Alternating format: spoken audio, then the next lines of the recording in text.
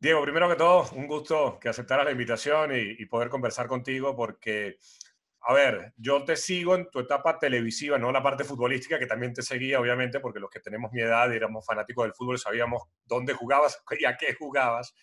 Pero incluso cuando formabas parte de algún programa de televisión que ideológicamente era muy opuesto a lo que tú piensas y a cómo tú sientes el fútbol, y desde esa época, digamos, no renunciabas a esa manera de pensar. Entonces, por eso es un gusto tenerte aquí y que la gente te escuche, sobre todo la gente que está en esa parte del charco ahora, te escucha hablando de fútbol. Así que gracias por aceptar.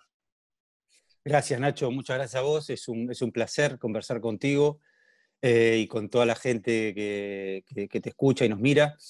Sí, yo empecé, como sabés, y lo saben todos, como futbolista, y fui siendo muy consecuente siempre con el sentimiento que tenía por el juego, por el fútbol. Y estoy de acuerdo que hay ciertos programas por ahí que no coinciden, ya no con mi forma de pensar, sino con una forma de ser, con la forma de entender este oficio, y eso siempre yo lo combatí desde mi lugar, al principio más menos relevante, y ahora quizá con una opinión más formada y con un conocimiento también del medio superior, porque cuando ingresé hace 15 años a la televisión, había un montón de cosas que desconocía. Lo primero que desconocía es que el periodismo también es un negocio, al igual que el fútbol. Entonces, a veces uno entrega hasta su personalidad para pertenecer a un medio y si no, no. Que también tenés que sobrevivir y si no lo haces, quizá quedes en el camino. De periodismo no te quiero meter porque al fin y al cabo cada quien hace el periodismo como mejor lo sienta, como mejor le convenga. Sí. Yo creo que es una Mm, discusión alejada del juego, que pertenece mm, a otras áreas. Pero sí quiero preguntarte por la dificultad, y esto lo veo mucho en un caso reciente, que es, bueno, lo que podía haber sido el adiós de Messi al Barcelona y luego su vuelta atrás y quedarse en la institución catalana, lo difícil que es, ya no en Argentina, sino en el mundo, que el programa de fútbol sea de fútbol.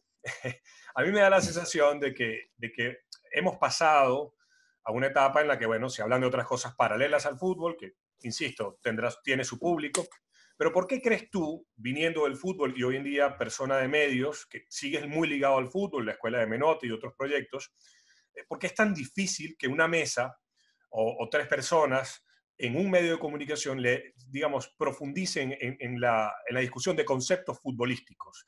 Digamos, ¿por qué un lateral se proyecta en determinado momento o por qué la proyección de ese lateral no termina siendo del todo positiva a pesar de que creamos que el lateral siempre deba proyectarse? En fin, ¿por qué lo sientes o no lo sientes tan difícil esa discusión? Y primero porque hay que saber. Primero porque hay que saber. Siempre Ángel cuenta una anécdota, Ángel Capa, cuando se encontró con Cruyff y le preguntó con cierta inquietud y con cierto desazón, le preguntó, Johan, ¿por qué cree usted que la gente no habla de fútbol? Y Johan con toda contundencia le dijo, porque hay que saber. Y eso parece algo muy simple, parece algo hasta obvio, pero saber es algo muy, muy profundo. Y después, tener ganas de hacer ese ejercicio intelectual es mucho más fácil decir, no sé, cualquier cosa. No nos olvidemos que estamos en el mundo del espectáculo. Hay una degradación cultural que es también inherente al fútbol. Cuando hablo de degradación cultural no me refiero a que un periodista o un futbolista o un dirigente tiene que leer a Borges o a Nietzsche. Claro. No, sino que, bueno, entender y querer pensar alrededor del fútbol y atreverse a hacerlo y tener la necesidad de mejorar, tener la necesidad de conocer, de aprender.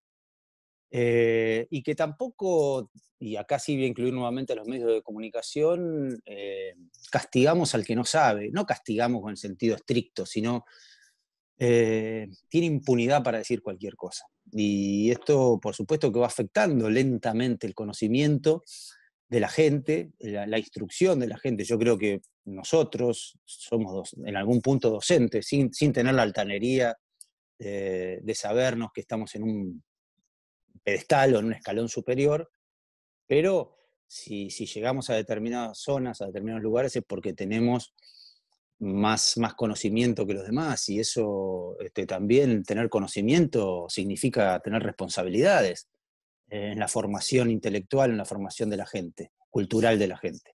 Bueno, un poco de todo eso hace que nosotros no le demos el valor o no nos interese hablar o no escuchemos hablar mucho del juego en los medios.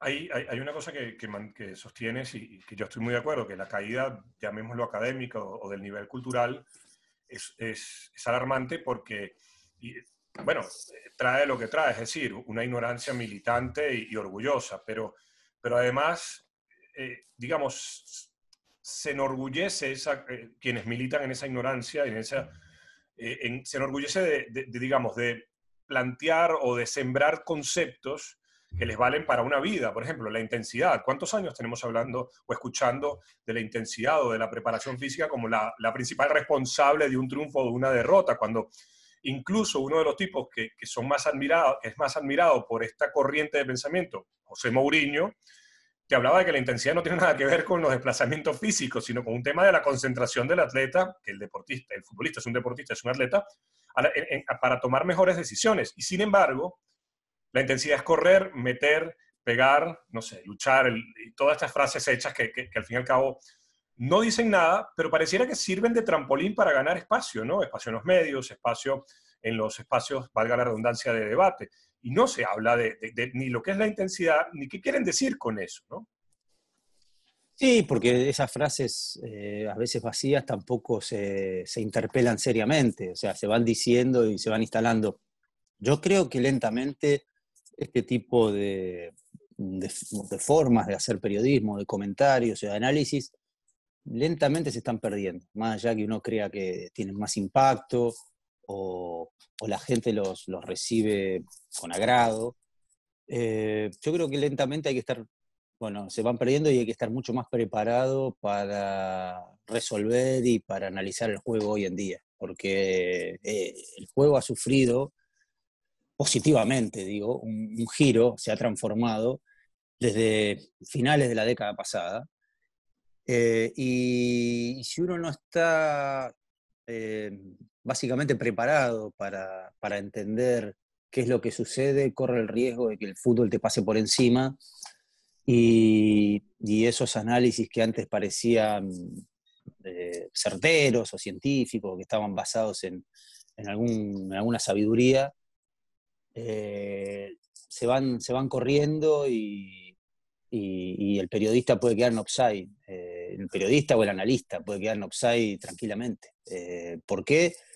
Y porque hay cuestiones hoy intrínsecas al juego que se necesitan comprender para analizarlo en su totalidad, ¿no? Sin segmentarlo, para que el producto, o sea, que la capacidad del que está analizando se vea reflejada y que el chico que antes, bueno, participaba de alguna manera en redes sociales, pero que no molestaba, hoy ese chico con mucho entusiasmo por aprender está y es un público que yo no creo que sea tan minoritario.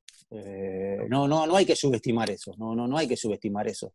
Yo creo que hoy con toda la información y quizá alguna necesidad por aprender qué es lo que sucede, por ejemplo, en equipos como Atalanta, como Leipzig, ya no hablemos de las grandes potencias, sino en los pequeños focos o los pequeños equipos que van también construyendo desde el juego algo muy interesante, necesita ser explicado.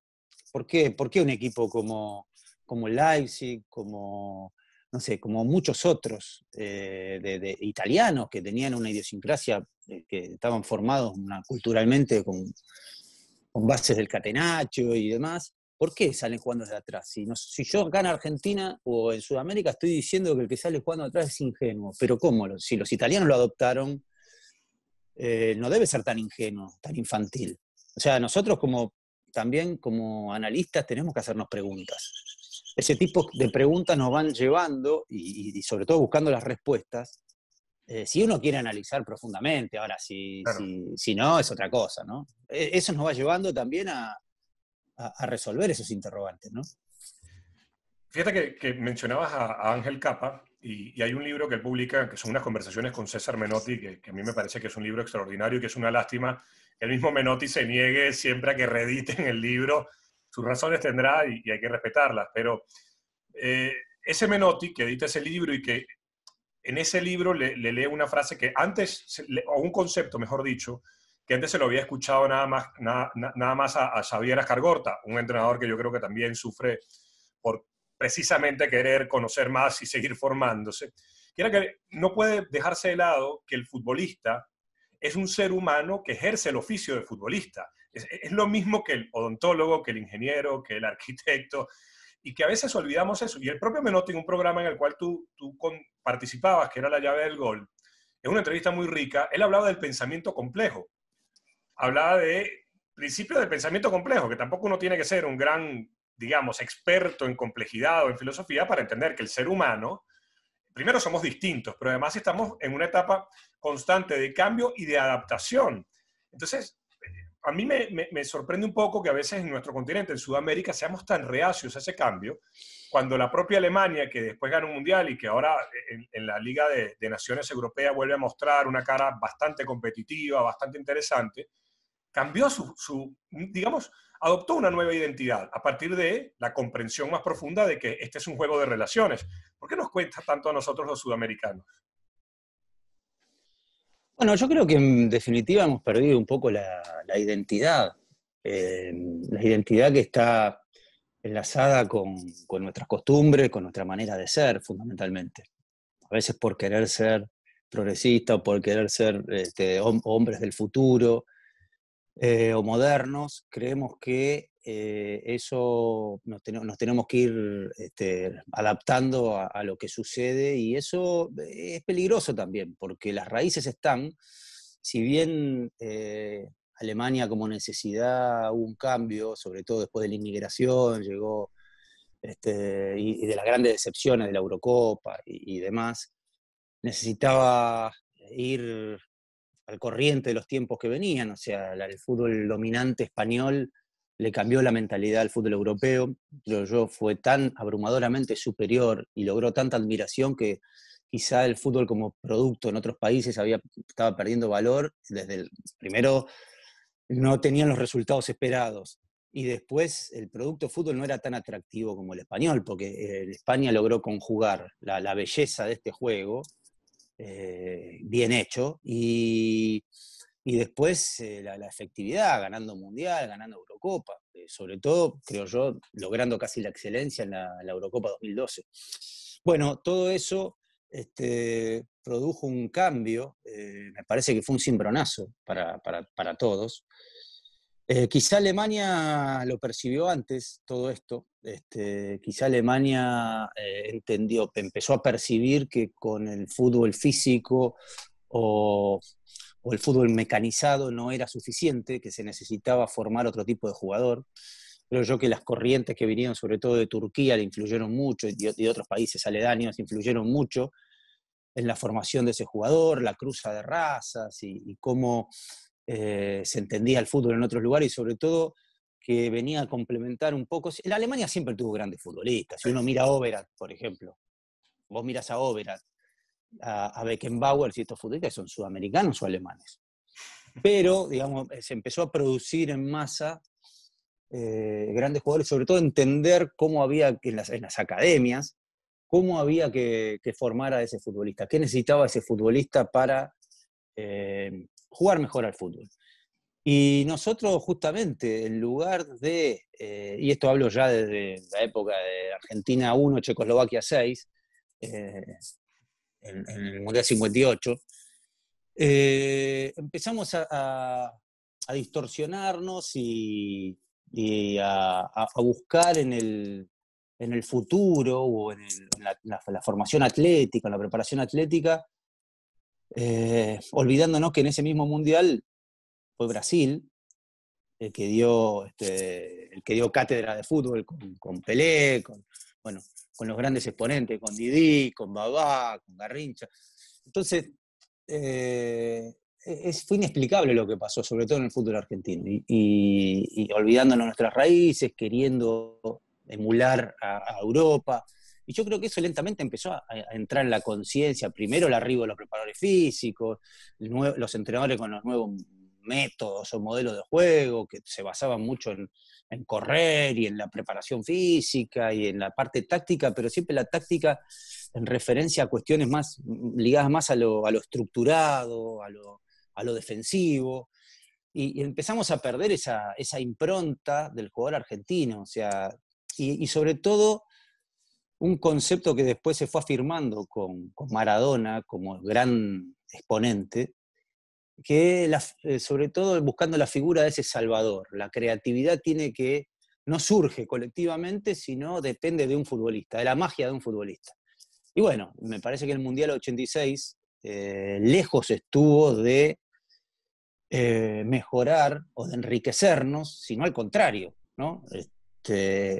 Quizá se fueron afianzando más aquellas teorías que el 10, que había un jugador, yo preparo un juego, pero que termina en un futbolista. Entonces eso fue determinante para lo que venía, que era la Messi, otros funcionamientos de equipo y demás, porque quedó esa mentalidad y fue muy difícil de sacar del periodismo, de la gente, de todos los que integramos la familia del fútbol. Y es muy duro ese ejemplo del Mundial del 86, porque cuando se valora aquel gol, el segundo gol de Maradona a los ingleses, aquella jugada extraordinaria, pareciera que es un pecado establecer que hay una serie de conductas colectivas de los compañeros que generan en los rivales movimientos que también le permiten a Maradona llegar a situación de gol. Después obviamente hay una brillantez extraordinaria del individuo, ¿no? Pero pareciera que es un pecado decir que aquella selección tenía cosas colectivas y no entregarse, digamos, a la barbarie, que es, sí, te salva al individuo cuando esto es un deporte colectivo. Y esto es muy duro porque el fútbol argentino, si algo tiene, yo no soy argentino, viví en Argentina, pero creo que es uno de los fútbol más ricos para estudiar a través de su historia, tiene episodios fabulosos de muestras de fútbol asociado que uno dice, bueno, ¿en dónde quedaron aquellas cosas? ¿No? ¿Y por qué hablar de aquello es como traicionar cuando más bien debería haber una discusión muy rica? A ver, yo entiendo quien decida jugar más atrás o quien quiera ser más atrevido buscando algo contrario o quien decida atacar con 3 o con 7. Pero es que ni siquiera eso es lo que se discute ganar o perder, como si estuviera en la voluntad del atleta, bueno, yo quiero ganar. Es como quien se hace la señal de la cruz antes del partido, como si los rivales no rezaran también, ¿no?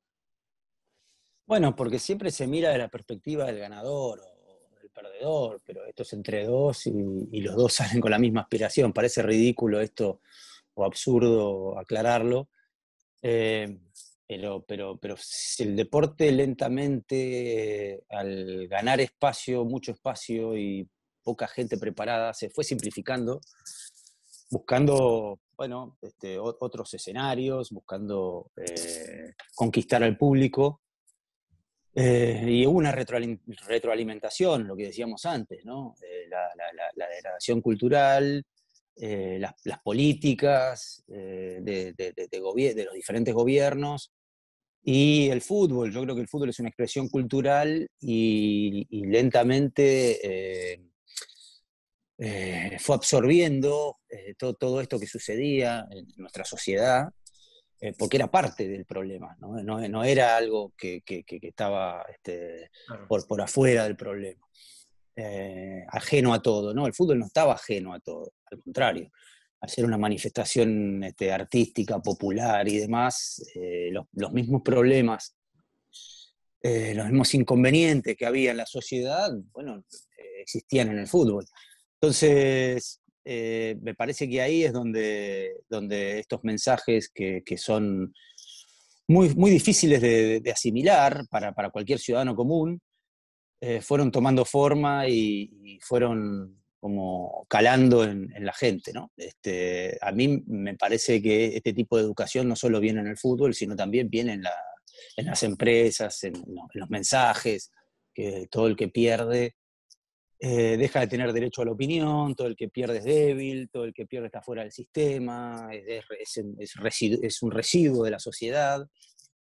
Y bueno, algunos entrenadores y algunos voceros en el fútbol, aprovechando cierto éxito circunstancial, porque el éxito es circunstancial, no es continuo, bueno, ayudado por un periodismo también obsecuente y que quizá le convenía, ¿no?, llegar a esa conclusión, porque justamente el periodismo también es el reflejo de la línea editorial de una empresa. Entonces, bueno, ahí se dio todo para terminar en esto, ¿no?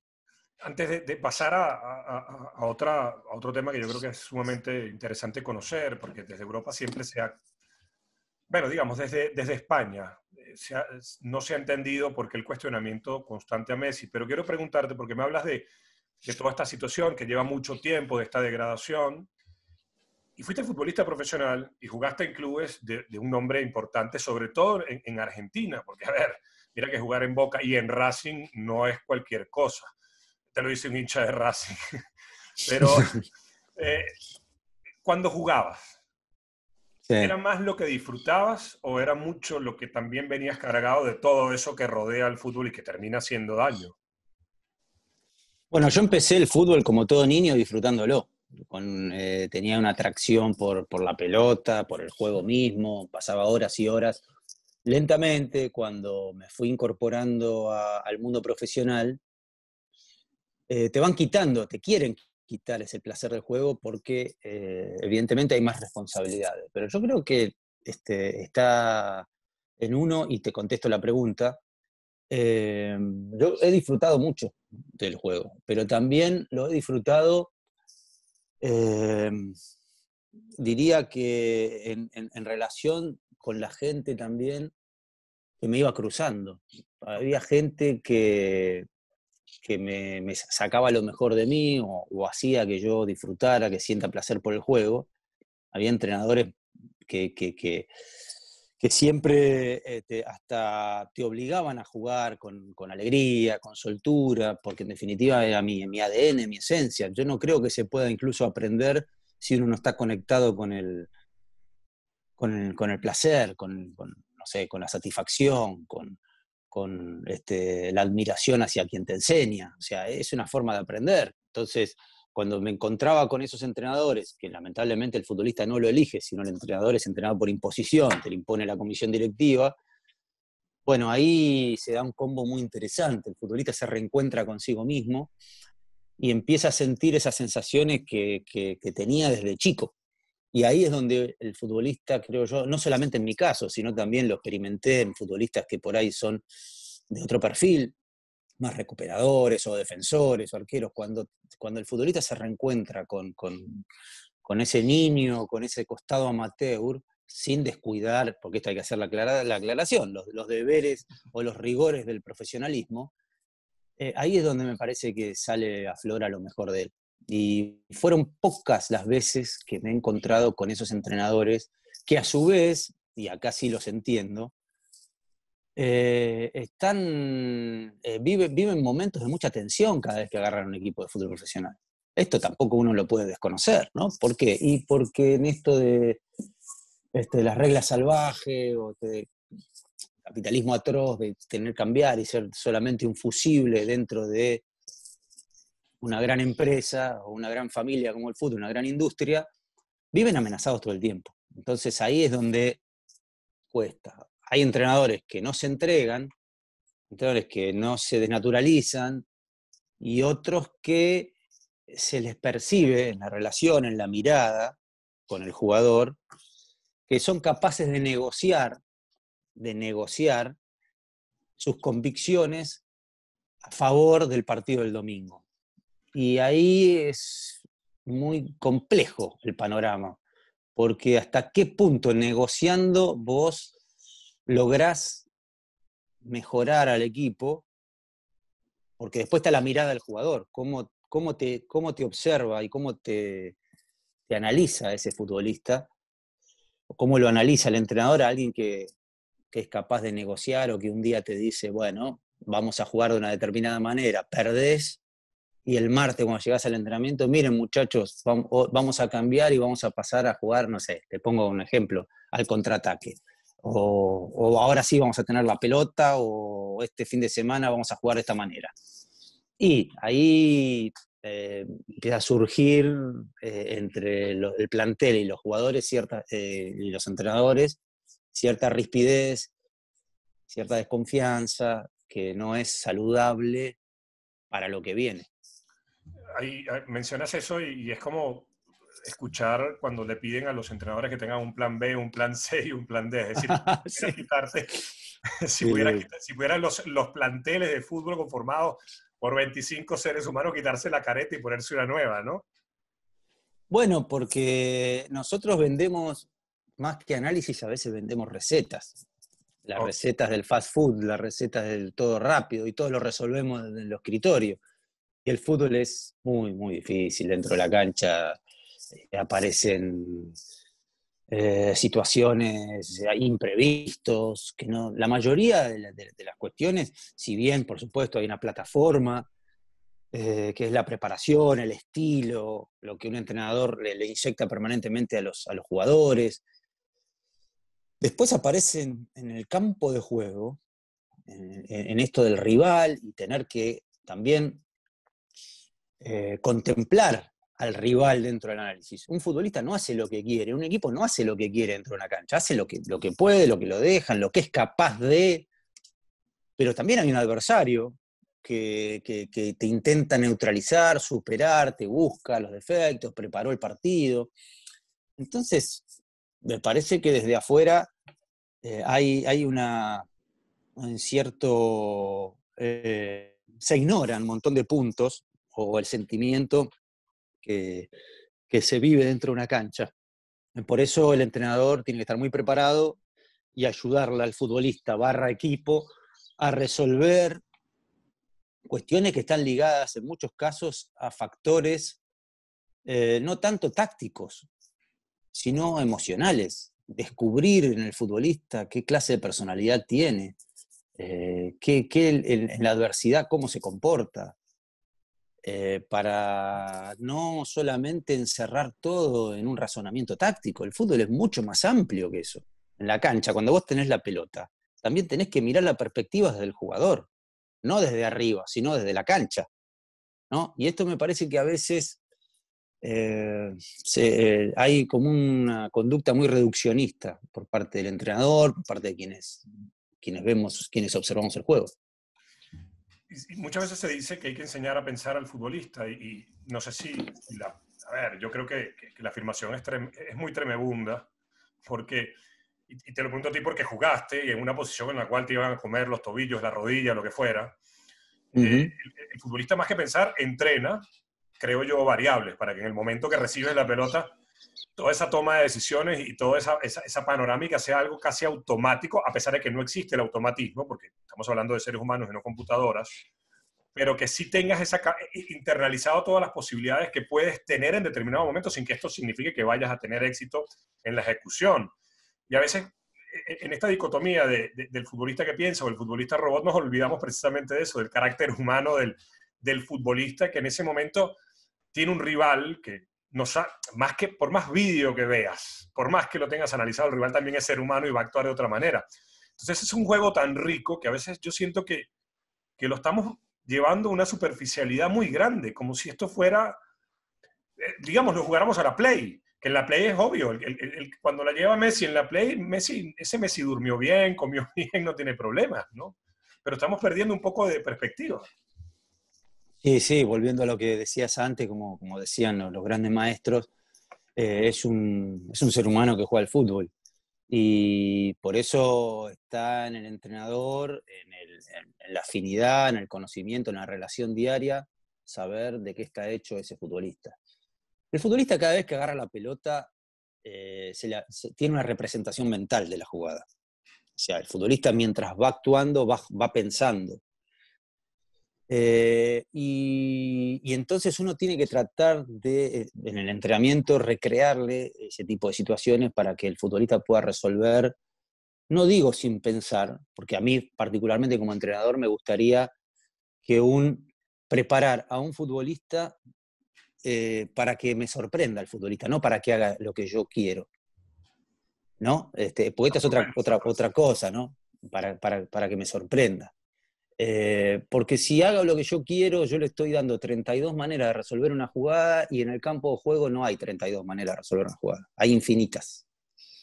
En realidad la definición es una, pero digo, el marco de la jugada, puede haber infinitas. No está, todavía no está científicamente comprobado cuántas formas hay, cuántas jugadas hay en un partido de fútbol.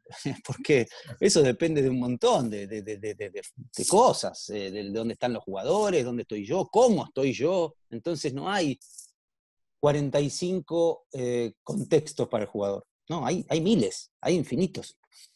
Uno lo que tiene que lograr que ese futbolista en esta representación mental o esta elaboración, ¿no? Este cálculo, esta elaboración del cálculo, a ver si este está 3 metros para acá, 4 para allá, 5 para allá, uno lo tiene que lograr que ese futbolista resuelva de la mejor manera, ¿no? O sea, enriquecerle la toma de decisiones, sin entrenar de forma... Yo no creo en los entrenamientos de forma mecánica, sí en las referencias, sí que el jugador tiene que tener pautas en cuanto a la colocación de sus compañeros, pero la única manera de progreso que tiene el futbolista,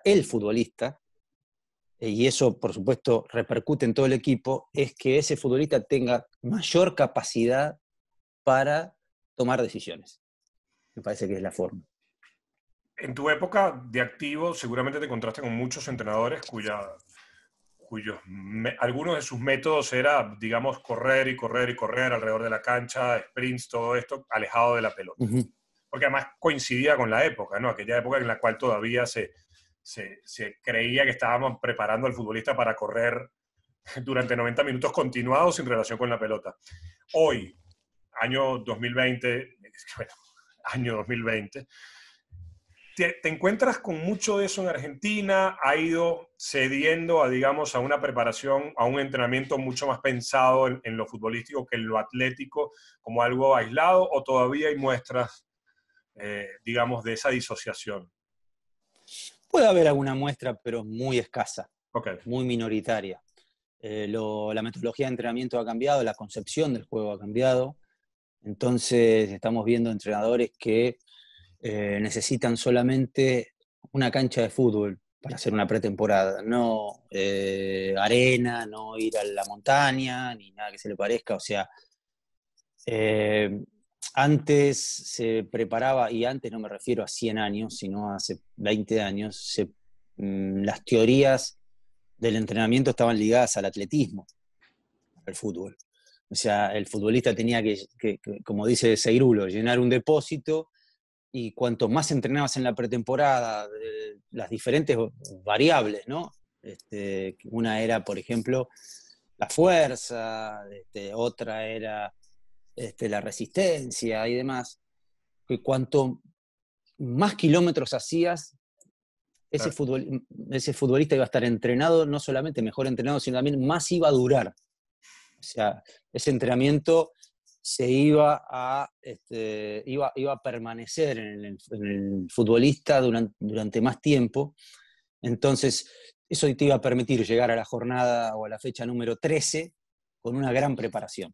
Y eso era un mito, no es cierto. Por eso las pretemporadas ahora son mucho más cortas, más flexibles, donde se entrena mucho más en las acciones de juego y buscar la preparación dentro de las acciones de juego, ¿no? Esfuerzos que tienen que ver con alto impacto, muchos esfuerzos, ¿no? Muchos esfuerzos y poca recuperación, o sea, buscar la parte anaeróbica. O sea, estar fresco cuando te venga la pelota después de hacer 3 o 4 piques para llevarlo a un plano de entendimiento.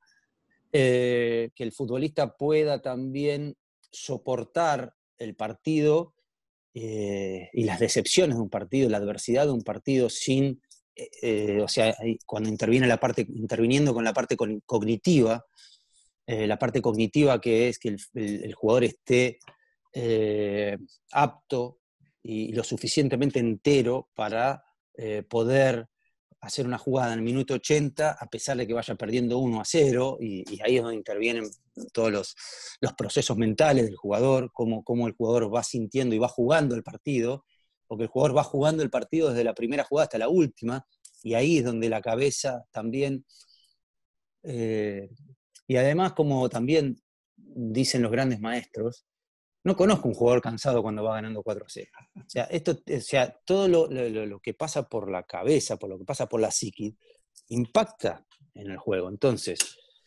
los entrenamientos están ligados a la emoción. O sea, yo no puedo hacer correr mecánicamente un futbolista 10 kilómetros después de perder 4-0 un martes.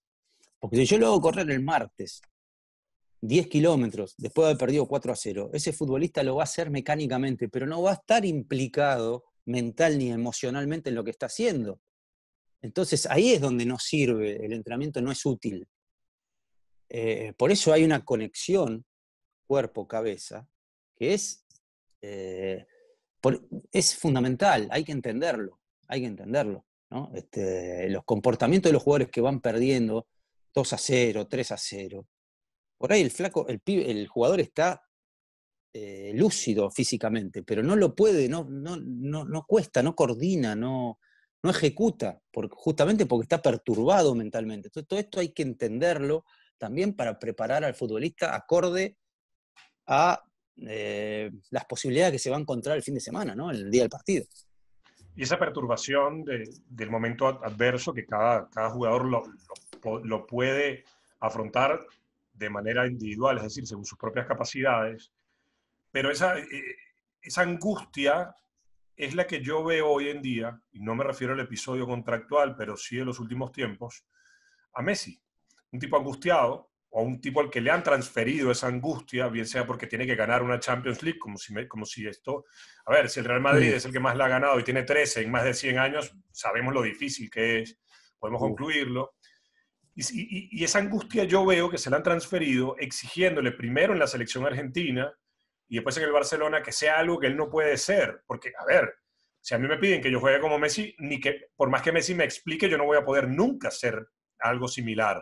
Pero a Messi le han exigido un liderazgo desde el grito, desde la comunicación, desde una rebeldía pública que no ha hecho más que angustiarlo. No sé si lo ves así, porque estamos hablando del disfrute, y yo veo un tipo que disfrutaba mucho y que ahora lo veo angustiado. Bueno, una de las grandes evoluciones del fútbol es que colectivamente los equipos se imponen a los jugadores, se imponen a cualquier futbolista. Esto hay que dejarlo claro, porque así como antes decíamos la figura del gran Maradona, del superhéroe, esto ya prácticamente, bueno, lo vimos reflejado en la última Champions, un extraordinario Cristiano Ronaldo con una Juventus eliminada. Esto también nos tiene que hacer reflexionar, ¿no? Ya no es el fútbol de los grandes genios, si bien los grandes genios sí van a aportar ese talento, pero siempre el verdadero soporte es el equipo y es lo que termina prevaleciendo. Esto por un lado. Por otro lado, a mí me preocuparía mucho es que Messi se haya él autoimpuesto ese rol de líder. Creo que eso es algo que viene añadido con los años. Los años, a medida que vos vas creciendo en un club, te va fortaleciendo, también vas adquiriendo algunos vicios, ¿no? Inherentes a eso, pero es un rol que tenés que asumir justamente por ser uno de los grandes líderes, por conocer el club, por venir con una historia y por ser Messi en este caso. Yo no sé si es un rol que que él lo siente verdaderamente. Él siempre ha estado muy cobijado por los Puyol, por los Piqué, por un equipo fabuloso. Y también que cada uno de nosotros tiene una naturaleza. O sea, eso es también, son rasgos propios de la personalidad de cada uno. No se puede comparar el carácter de Maradona con el de Messi porque somos distintos. Entre dos hermanos somos distintos.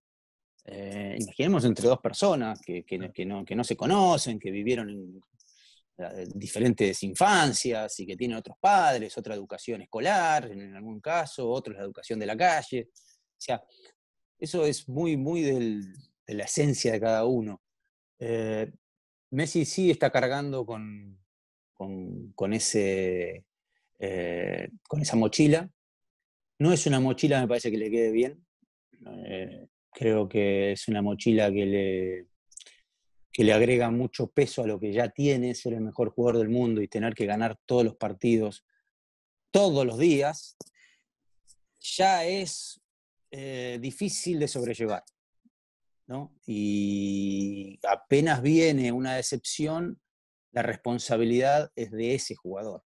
Y si ese jugador no aparece en los momentos más difíciles, como si fuese tan fácil aparecer siempre en todos los momentos difíciles, ya a él le debe generar una angustia que hay que gestionarla bien, porque si esa angustia no se gestiona bien, uno también, los grandes futbolistas, los grandes deportistas, los grandes atletas, diría, tienen esa bipolaridad. O sea, se creen los mejores y los peores en un momento determinado, ¿no? O sea, vivimos en una fábrica de villanos y héroes. Y ese futbolista que hoy se siente un héroe, después también quizás se siente un villano. Por eso hay que tener una fortaleza muy particular para ser Messi. No es fácil. No es fácil, para nada es fácil. Y cuando Messi, estando en la selección, el Checho Batista, que era entrenador, seleccionador nacional, palabras más, palabras menos. Dice que quiere imitar el juego del Barcelona de aquel momento, como para que Messi se sienta, o se explote la mejor versión de Messi, mejor dicho. ¿No encuentras ahí una especie de, a ver, no, quiero ser muy, muy cauto con de desconocimiento sobre la historia del fútbol argentino? Porque es cierto que aquel Barcelona nos alumbró a todos y nos hizo replantearnos un sinfín de cosas. Pero el fútbol argentino tuvo el Huracán de los 70 con Menotti, tuvo la máquina de River, tuvo distintas versiones de San Lorenzo, algunas de Racing Club, Independiente, es decir, ha tenido una serie de muestras, ni mejores ni peores aquel Barcelona, pero propias, es decir, siempre según el contexto y los futbolistas que tenían, es decir, no había que importar el modelo ni había que importar los conceptos. Y a mí me da la sensación de que esta globalización en la cual estamos viviendo nos hace desconocer las identidades propias para tratar de sumarnos a una especie de identidad colectiva en la cual dejamos de ser para intentar ser otra cosa. Sí, yo creo que los modelos copio y pego no sirven, porque enseguida incluso vuelvo a esto que es para mí un poco la base de todo, es la relación entre el futbolista y el entrenador para lograr ensamblar un equipo, un funcionamiento exacto, un funcionamiento que el jugador crea en él y que se sienta parte de él y que sea eficaz también, aunque la eficacia en el funcionamiento a veces no está estrechamente relacionada también con un resultado final, ¿no? Puede haber equipos que dan buenos funcionamientos, pero perdés por penales, como pasó con Tata Martino, o como pasó con, no sé, otros equipos, y eso yo por lo menos no parto desde ese lugar, sobre todo en competencias cortas que son crueles. Pero sí, después hay que llevarlo a la práctica, porque una cosa es, bueno, voy a copiar y pegar lo que Messi desarrolla en el Barcelona con Messi, con Xavi. Bueno, voy a tratar de inventar un Xavi, un Iniesta, o reemplazar acá para que Messi pueda, mirando mucho partido del Barcelona. Pero después lo tenés que desarrollar en el campo de juego.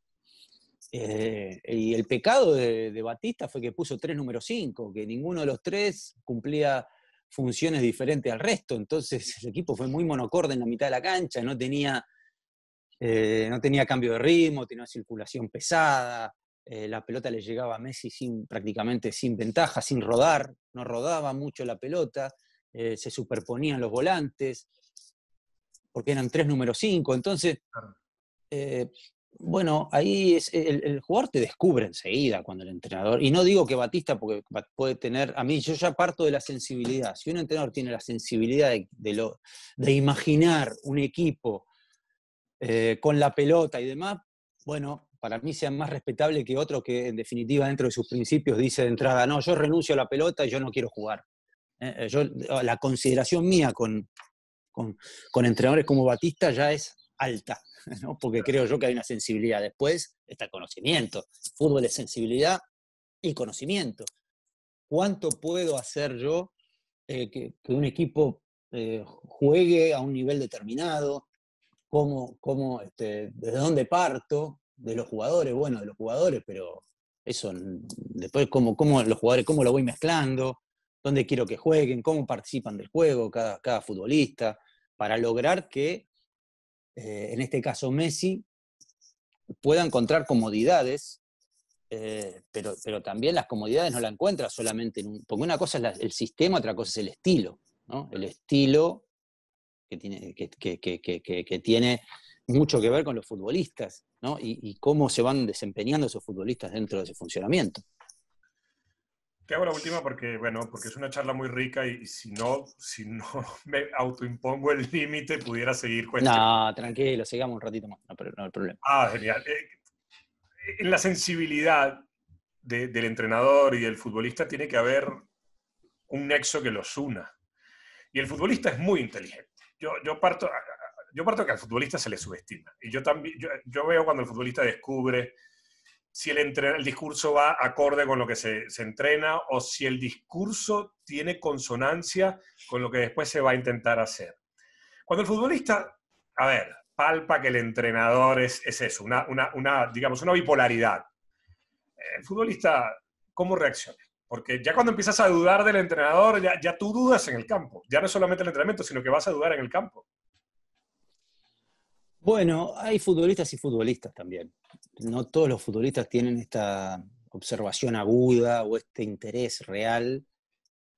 Hay algunos que por ahí se acomodan o no les importa tanto que el entrenador sea el que me va a resolver todos los dilemas, sino que, bueno, lo único que le interesa es que ese entrenador lo ponga el domingo entre los 11 titulares.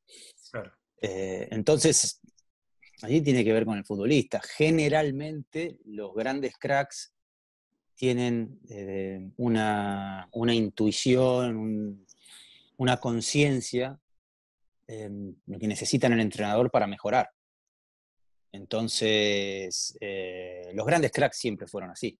O sea, Pelé, Maradona, Di Stéfano, Cruyff, Messi. Por algo Messi se queja tanto y se queja en silencio quizá, o no lo sabemos, pero tiene tantas inquietudes o manifiesta, o hasta toma la decisión de irse, porque ve que quizá o no hay entrenadores o no hay un presidente que tenga la capacidad para elegir a los jugadores o para entender por dónde va el proyecto, en este caso Barça.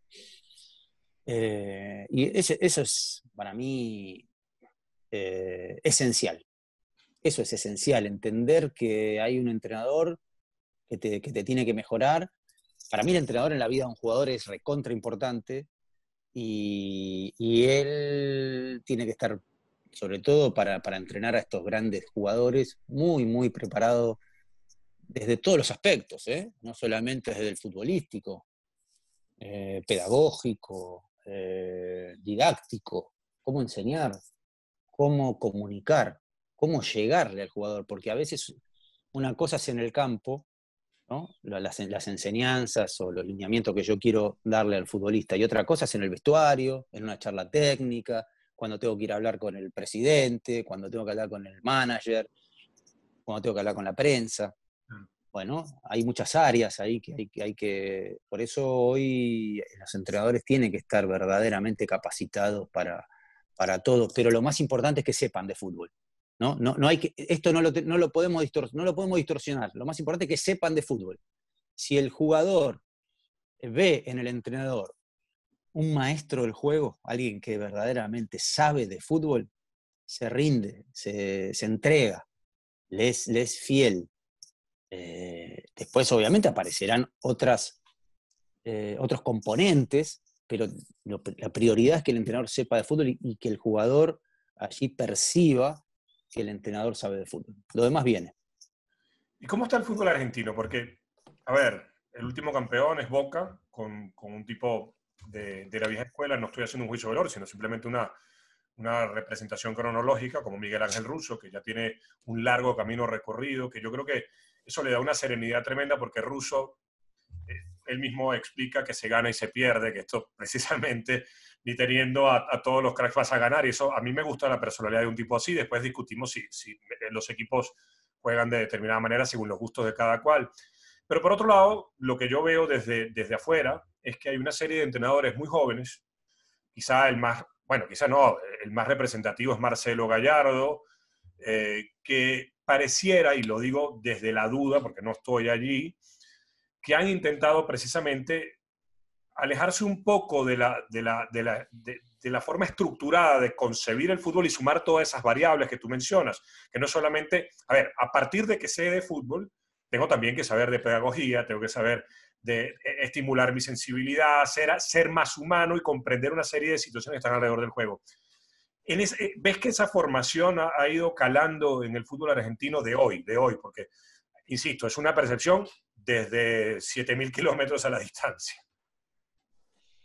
Sí, bueno, todo esto tiene que ver con una corriente de entrenadores que ha surgido últimamente, que se han inspirado en el fútbol que han visto, la percepción del fútbol, cómo se juega hoy y las necesidades que el propio juego plantea.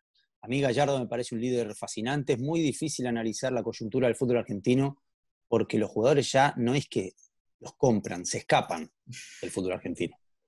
Entonces los equipos están completamente desmembrados. Yo hoy, en estos días que uno tiene quizás más tiempo para reflexionar o para ver, hacía prendía mi video, tengo partidos guardados, o reseñas viejas de partidos, y observaba desde el 2020 para atrás, por ejemplo, en 2015, cómo estaban compuestos los equipos del fútbol argentino, 2016, 2017. Ya no hablemos de una década, porque es imposible sostenerse, pero sí de por ahí hace 1, 2 años, 3 años, 5 años máximo a esta parte, cómo están conformados los equipos. Y te puedo asegurar que por equipo 1, 2, 3 jugadores se mantienen en un equipo, ¿no? O sea, si no hay estabilidad para entrenar, para mejorar, es imposible que un equipo mejore, que un equipo pueda llegar a conseguir un funcionamiento adecuado. Cuando se van 6, 7, 8 jugadores por temporada, corta a veces, y vienen 5, 6 jugadores, ¿cómo lográs que ese equipo, además de la inestabilidad en los entrenadores, los dirigentes y demás, yo hablo de lo que sucede en la cancha, claro, es imposible que ese equipo progrese de alguna manera? Porque un jugador que se te va no es tan reemplazable. Antes se iban los de primera línea, ahora se van los de segunda y los de tercera línea. Un jugador de primera línea es irreemplazable. Un jugador de segunda línea ya tenés algunas dificultades. Un jugador de tercera línea quizá pueda ser por un pibe de inferiores. Pero ese pibe de inferiores, ¿en qué contexto crece? ¿Cómo surge? El éxito es una enfermedad. Hay una necesidad, claro, de ganar, ¿no? De ganar a cualquier precio. Que eso influye en el crecimiento del chico. Y hay pibes que debutan y a los 2 partidos o desaparecen o están totalmente contaminados por un entorno que es muy, muy poco saludable. Entonces, es muy difícil analizar. Dentro de toda esta amalgama de cosas aparece Gallardo con un gran liderazgo, con un equipo que se reinventa, con un fútbol muy agresivo, con una presión feroz, con una postura de equipo muy clara, que no trata que no la deforme ningún inconveniente, tratan siempre de manejar las circunstancias del partido, y con lo que a mí me fascina, un gran liderazgo. Para mí es uno de los grandes líderes de este siglo, Gallardo, en cuanto a la forma de comunicar, de resolver, de plantarse ante los problemas, la seguridad con la que transmite. Me parece ejemplar lo de Gallardo. Y bueno, por el otro lado Russo, que le toca lidiar con un Boca más convulsionado en los últimos tiempos, justamente porque River ha dominado en el contexto, en el plano internacional sobre todo, y Boca ha perdido muchos partidos y eso fueron creando una atmósfera muy, muy peligrosa para jugar bien al fútbol. Y dentro de eso me parece que Russo es, ¿cómo te puedo decir? Como Ancelotti, como Del Bosque, esos entrenadores pacificadores. Y eso quizá no sea el gran estratega, como nosotros entendemos que es un estratega hoy, que te da las claves tácticas o está en el estudio minucioso, pero es un pacificador. Y eso para la mente, eso es muy liberador para la mente de un futbolista de ese nivel. Tengo que preguntarte por la Copa Libertadores, porque parece ser una realidad, y digo parece porque más allá de que están establecidas fechas, estamos ante una situación mundial que cambia cada 20 minutos. Entonces, sabemos que pareciera un partido de fútbol, que lo que no se hace hoy se puede hacer en 10 minutos, ¿no? Pero establecidas las fechas y esperando que se pueda llevar a cabo, porque sería sinónimo de que, digamos, no vamos a peor en términos de pandemia, hay una copa que pareciera que se tiene que jugar sí o sí. Yo no quiero pensar en el tema comercial solamente, porque al fin y al cabo es más interesante el juego, ¿no? Y por más que se hable del futbolista y que el futbolista quiere jugar, quiere tener la pelota y quiere dedicarse a lo suyo, hay una situación tan angustiante alrededor del futbolista en este momento que me parece que lo que se está viviendo en Sudamérica, de ese futbolista que va a participar en la Copa Libertadores en la actualidad, es mucho más grave que lo que le estaba pasando al futbolista europeo cuando reanuda sus actividades en la Champions League. Ya parecía que en Europa caían los contagios, cuando hemos visto que, bueno, han repuntado, pero que la situación es más angustiante para ese futbolista sudamericano en este momento de volver a la Copa Libertadores. ¿Qué copa te esperas? Porque cada equipo tiene su personalidad, pero ¿ves una copa que empiece a tener un recorrido como el que venía teniendo, o la ves un poco con equipos más histéricos, más angustiados, más ocupados con todas estas cuestiones que no son periféricas, pero que sí están alrededor? Bueno, no es un fútbol real, no es un fútbol real. Es un fútbol ficticio, tendría que ser, ¿no? Parece un poco empujado, es un fútbol empujado por las circunstancias. Entonces, es un enigma, ¿no? No sabemos con qué nos vamos a encontrar, cuáles pueden ser las diferencias entre Boca, que tiene muchos contagiados, y River, que prácticamente no tiene casos, o cuando vayan a jugar a Brasil, cuando tengan que viajar, con todos los temores que eso implica, los protocolos y demás. Yo lo que creo es que todo lo que se está opinando llega a un punto que cuando se empieza a jugar nadie va a tener la certeza de lo que puede pasar. Además, los futbolistas se preparan de diferentes maneras ante lo que te toca vivir.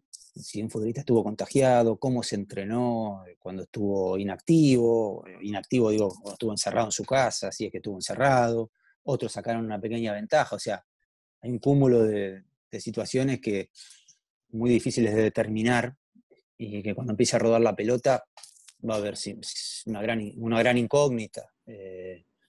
Por ejemplo, San Pablo hace cuántos partidos que viene jugando y tiene continuidad y tiene regularidad y tiene rodaje, y todavía el campeonato argentino no se jugó, y no se sabe si se va a jugar.